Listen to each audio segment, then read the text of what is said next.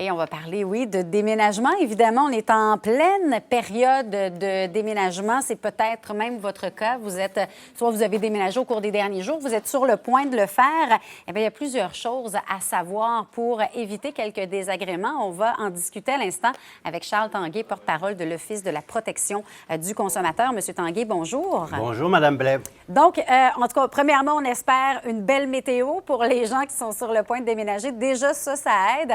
Mais évidemment, il y a plusieurs choses qu'on peut faire là, pour préparer le jour J. Oui, si vous avez suivi nos conseils du printemps, c'est-à-dire on commence à préparer ça dès le mois de mars ou avril, vous avez déjà trouvé un bon déménageur, vous avez un contrat écrit en main avec tous les détails et vous êtes prêts, vous avez fait vos boîtes et puis vous attendez finalement le jour J. Et donc, ce jour J, effectivement, il y a des petites choses, des petits conseils qu'on peut donner aux gens. D'abord, ayez le contrat pas trop loin, parce que comme ça, vous pourrez vous y référer si besoin. Et puis, si vous avez des biens particulièrement précieux, fragiles, auxquels vous tenez beaucoup, prenez des photos, vérifiez qu'ils ne soient pas égarés ou abîmés. Comme ça peut servir de preuve. Ou encore, il y a des gens qui vont déménager eux-mêmes certains de leurs biens plus précieux. On recommande aux gens aussi d'être plusieurs, idéalement. Donc, on peut avoir quelqu'un au point de départ, quelqu'un au point d'arrivée. Et puis, on le verra tantôt, s'il y a des problèmes, ça peut être bon d'être deux personnes. La deuxième personne pourra éventuellement agir comme témoin. Oui. Et évidemment, on espère toujours que ça se passe bien. Des histoires de déménagement qui ont mal tourné, on en entend à chaque année.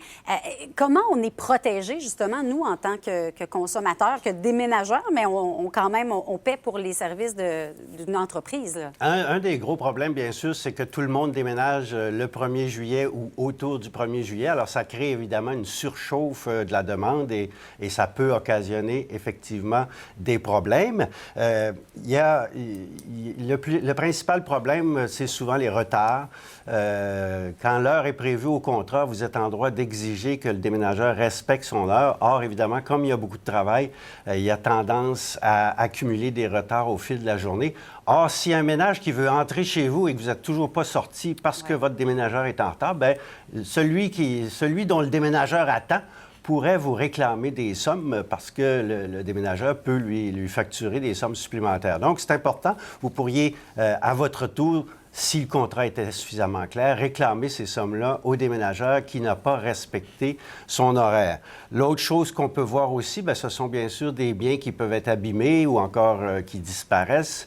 Dans ces cas-là, l'idéal, c'est d'avoir des photos. Vous pourriez réclamer les dommages au déménageur ou encore à l'assureur du déménageur si vous avez choisi un déménageur qui avait une assurance en bonne et due forme.